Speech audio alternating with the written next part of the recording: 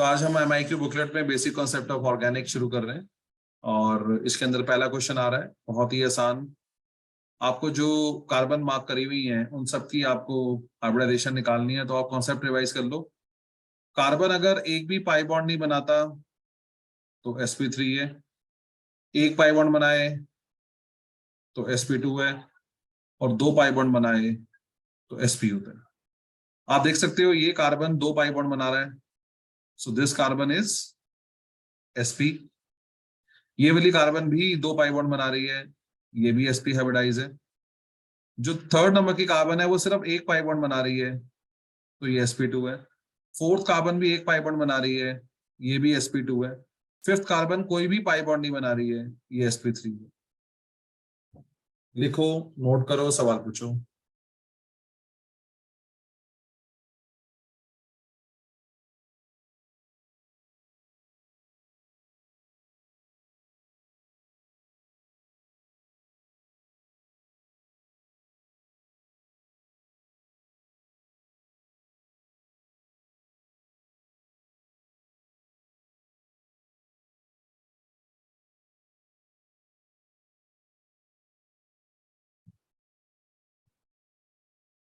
Sigma और pi bond count करने हैं, इसमें जो कॉमन गलती बच्चों से होती है वो यही है कि वो स्ट्रक्चर ओपन नहीं करते।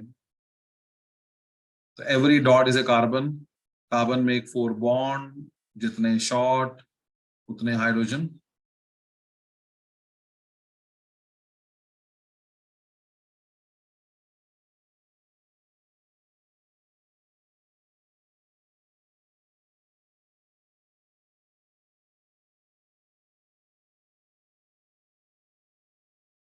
सो पाई बॉन्ड तो आपको आराम से वैसे ही दिख जाते हैं, दो पाई बॉन्ड है।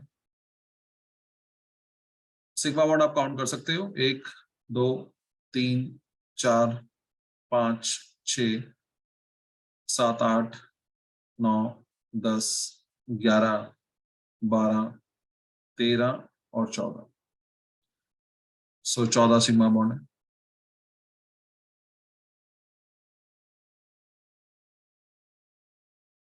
कोपा के आंसर जो आपको बेंजीन के दिए थे वो कल अपलोड हो जाएंगे।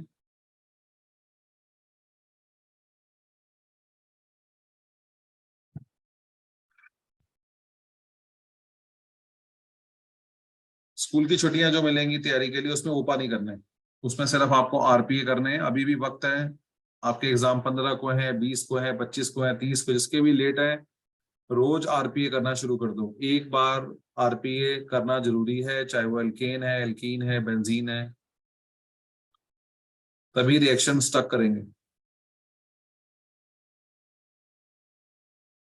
क्वेश्चन में कहा गया है ये जो आपको आईयूपैक नेम दिए गए हैं इसमें क्या गलती है। सो 347 ट्राई मिथाइल ऑक्टेन, अगर मैं इस गलत नाम से स्ट्रक्चर बनाऊं, स्ट्रक्चर सही बनेगा। तो 8 कार्बन की चेन है,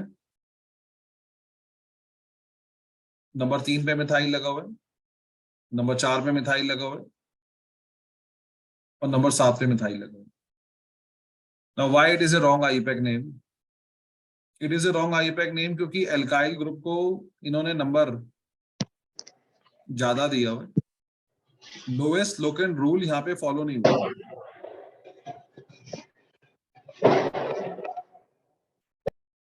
जब भी नंबरिंग करते हैं हमेशा लोएस्ट नंबर देने का प्रयास करते हैं, तो नंबरिंग लेफ्ट साइड से शुरू होगी।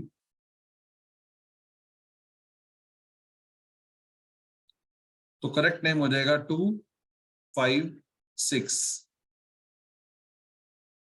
Trimethyl octane.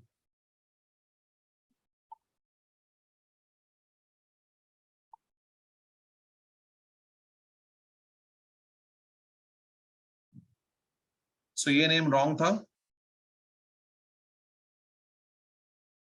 क्योंकि लोकेंट रूल नॉट फॉलोड।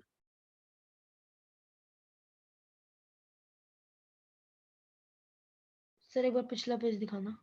पहले ये नोट कर लो।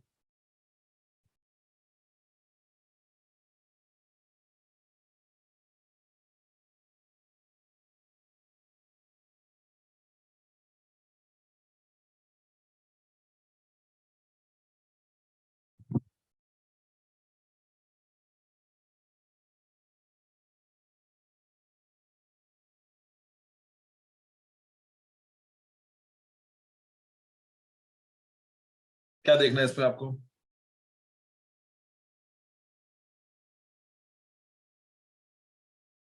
सर हो गया। अगला क्वेश्चन है राइट द आईयूपैक नेम।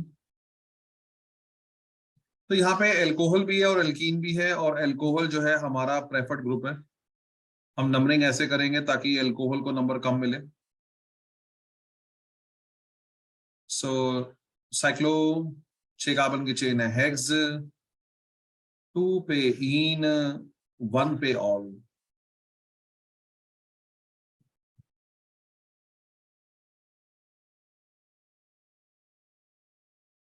ये सारे आपके कार्बन है, इसमें 2 डबल बॉन्ड है।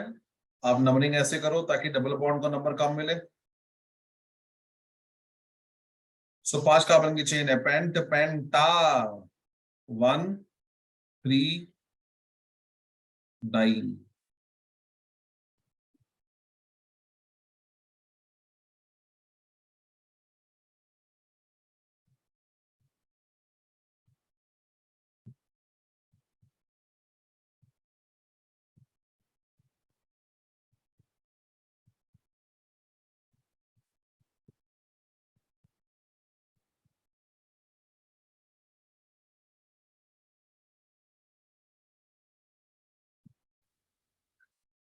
अगले क्वेश्चन है identify electrophile and nucleophile.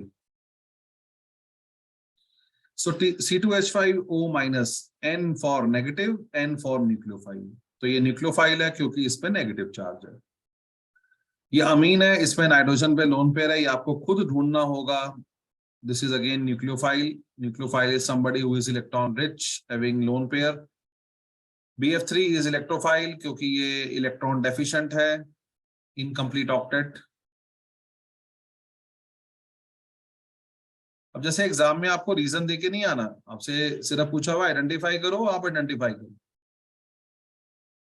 Cl plus भी इलेक्ट्रोफाइल है क्योंकि आपको पता है इस पे प्लस चार्ज है।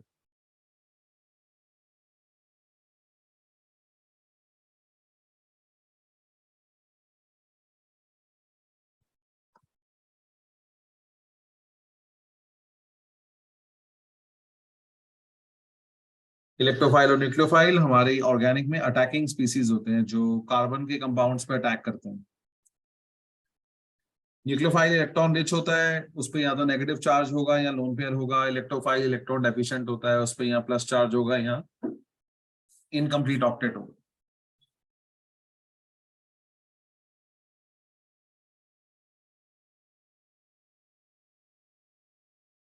Identifying nucleophilic centre. So what is a nucleophilic centre? Electron rich centre. Electron rich atom को न्यूक्लियोफिलिक सेंटर कहते हैं।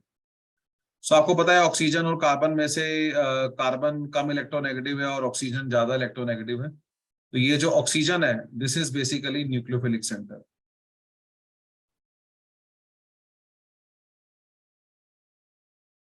और ये जो कार्बन है दिस इज इलेक्ट्रोफिलिक सेंटर।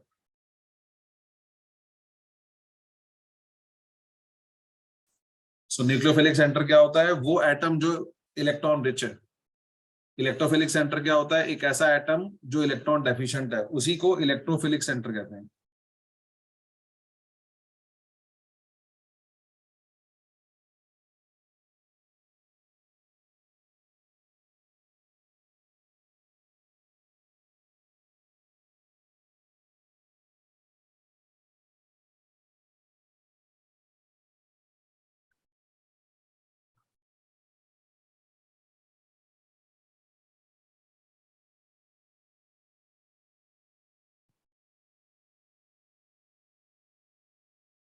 हाँ जी, कोई सवाल?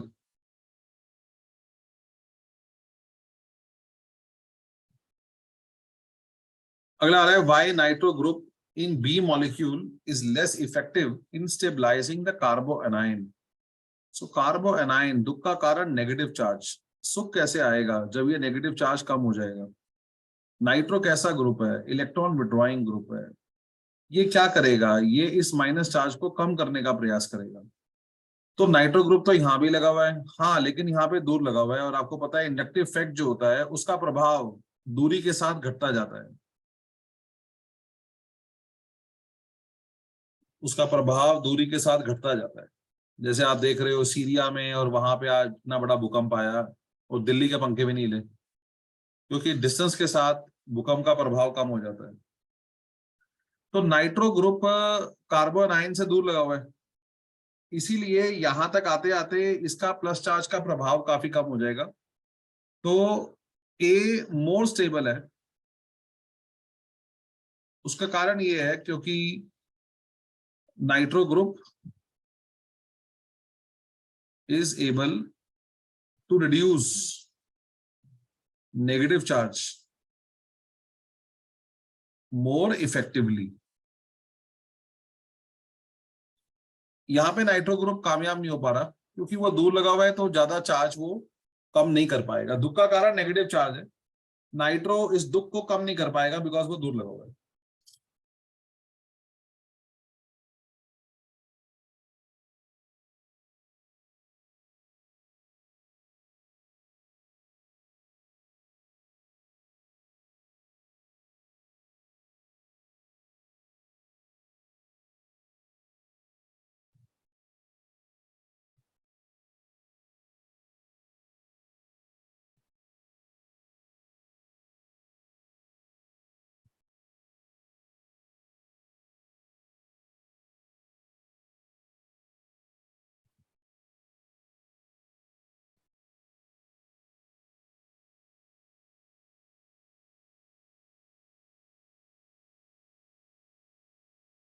Draw resonance in bromobenzene. तो जैसे क्लोरोबेंजीन में रेजोनेंस होती है, वैसी ब्रोमोबेंजीन में होती है। बेंजीन के साथ एक ऐसा एटम लगा है जिसपे लोन पेयर है, और आपको याद है लोन पेयर से बॉन्ड, बॉन्ड से लोन पेयर।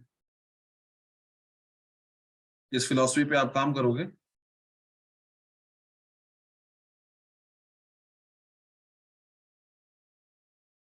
लोन पेयर से बॉन्ड, बॉन्ड से लोन पेयर।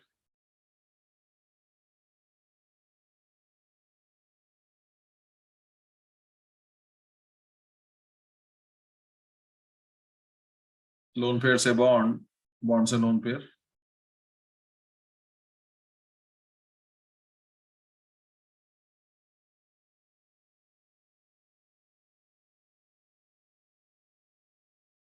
लोन पेयर से बॉन्ड, बॉन्ड से लोन पेयर।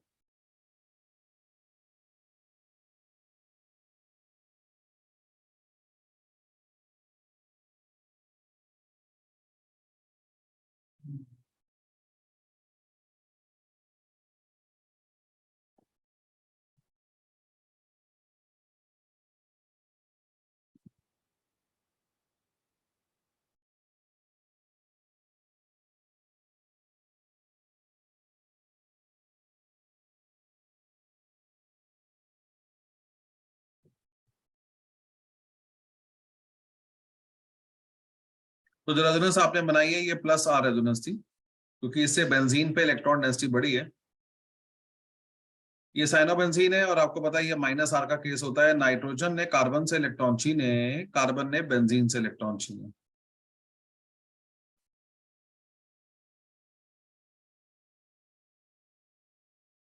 अल्टीमेटली जो हमारी कार्बन है उसको नुकसान होगा। चार्ज हमेशा ऑर्थो पैरा पे ही घूमता है, चाहे प्लस चार्ज हो चाहे माइनस चार्ज हो।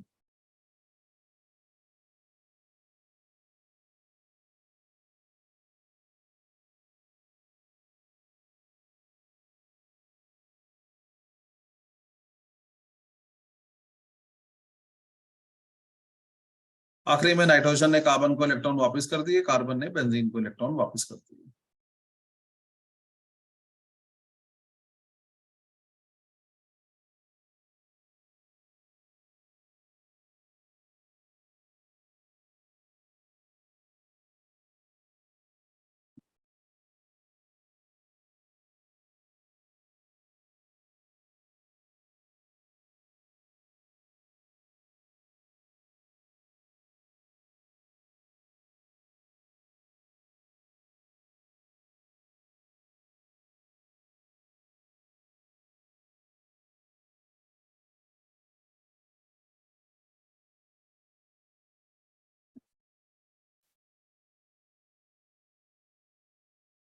कोई सवाल किसी का?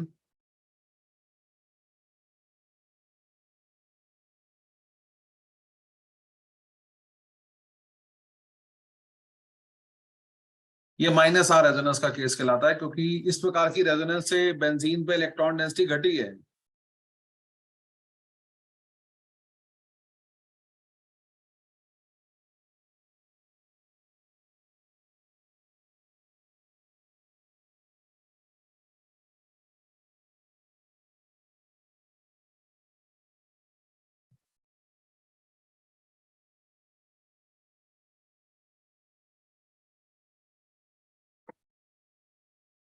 नेक्स्ट भी है विच इज मोर स्टेबल। तो जब भी कभी आपको कार्बोकैटायन स्टेबिलिटी के बारे में सवाल पूछते हैं तो आपको हाइपर कंजुगेशन लगाना होता है। आप देख सकते हो जिस कार्बन पे चार्ज पॉजिटिव है उसकी साथ वाली कार्बन को अल्फा कार्बन मार्क कर दिया जाता है। फिर आपको हाइड्रोजन गिनने के लिए कहते हैं, इस पे 9 अल्फा हाइड्रोजन है। जिस कार्बन पे चार्ज पॉजिटिव है उसके साथ में एक ही कार्बन है और इस पे 3 हाइड्रोजन है। जिसपे नंबर ऑफ अल्फा हाइड्रोजन ज्यादा होंगे वो कार्बोकैटायन ज्यादा स्टेबल होगा। This is more stable due to more number of hyper conjugative structure.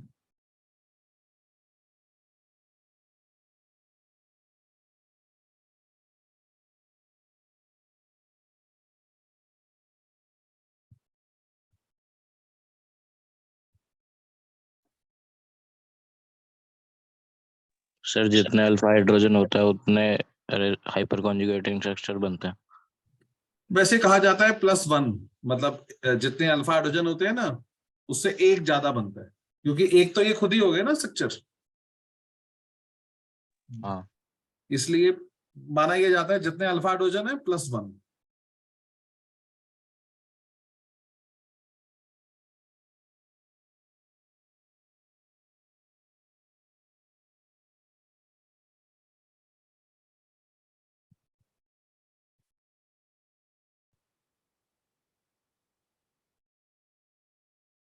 अगला है how alkyl group act as a electron donating group when attached with pi system. तो answer है by hyperconjugation. और यही एक case है hyper conjugation का जो आपको बार बार कहते हैं प्रैक्टिस करो, क्योंकि यही बनाना आ सकता है, इसके अलावा कोई केस हाइपर कंजुगेशन का बनाना आता ही नहीं है, क्योंकि ये एनसीईआरटी क्वेश्चन है। इस प्रकार की मूवमेंट होती है यहाँ पे, H पे चार्ज पॉजिटिव आ जाएगा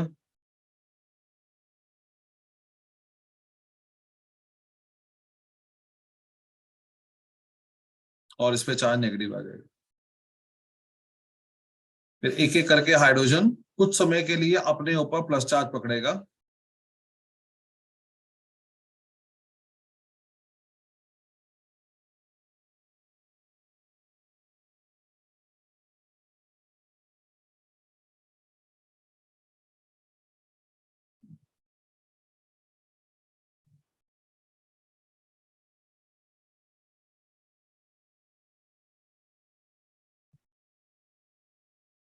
तो ये 4 बनेंगे स्ट्रक्चर हाइपर कंजुगेशन में।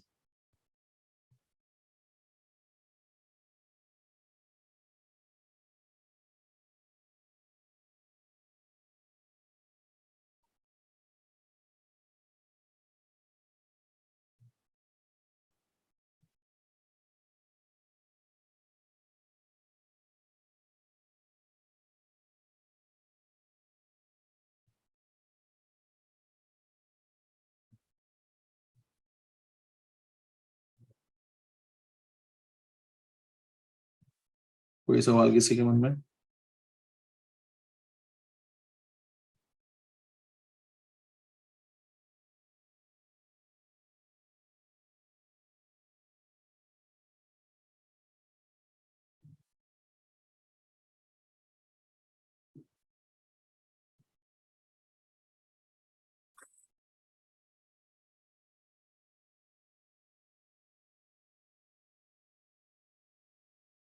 नेक्स्ट है मैच द फॉलोइंग। हाँ जी आप बोलो। ऑर्थो नाइट्रोफिनॉल और पैराडोफिनॉल को किस टेक्निक से अलग किया जाता टीम है? Distillation. Team distillation. Team distillation.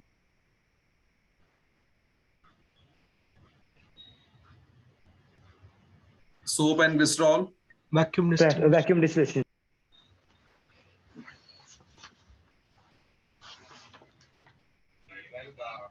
petroleum, Fractional distillation. Fractional distillation.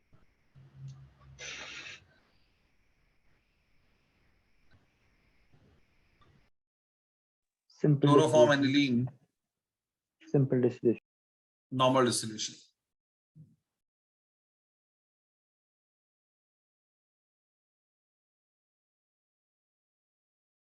जिनके बॉइलिंग पॉइंट में बहुत कम फर्क होता है उनके लिए फ्रैक्शनल डिस्टिलेशन यूज करते हैं। अगर कोई कंपोनेंट स्टीम वोलेटाइल हो तो स्टीम डिस्टिलेशन यूज करते हैं। अगर कोई कंपाउंड अपने बॉइलिंग पॉइंट से पहले ही टूट जाए उसके लिए वैक्यूम डिस्टिलेशन यूज करते हैं।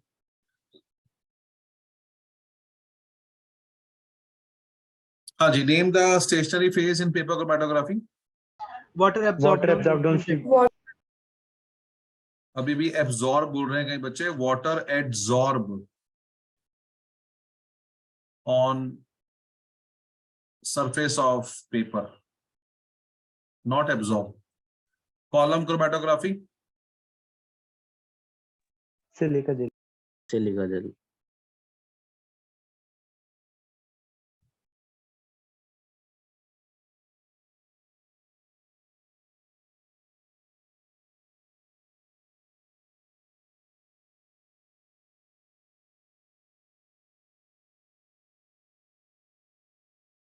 what is the importance of ninhydrin in separation of amino acid? Safe of spots. Produce purple color with amino acid. Help in identifying location of amino acid on paper. हमारे paper पे amino acid कहाँ हैं उनकी location को पहचानने में help करते हैं।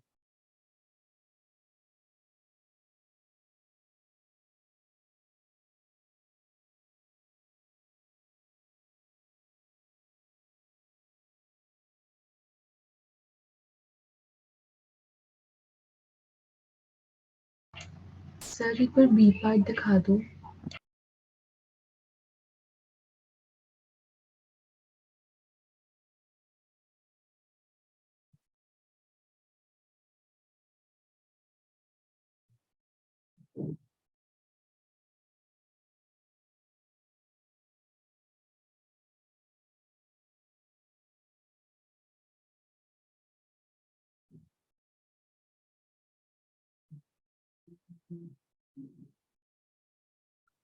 लास्ट क्वेश्चन आज के लिए D part, find RF value. So RF value क्या होती है? Distance travelled by component divide by distance travel by solvent. तो कंपोनेंट ने कितना डिस्टेंस ट्रेवल किया है यहाँ पे आप देख सकते हो 2 सेंटीमीटर, और सॉल्वेंट ने स्टार्टिंग लाइन से कितना डिस्टेंस ट्रेवल किया है, इट इज 5 सेंटीमीटर। तो आरएफ फैक्टर 0.4 हो जाएगा। याद रखो आरएफ फैक्टर हमेशा कम आता है, 1 से कम आता है।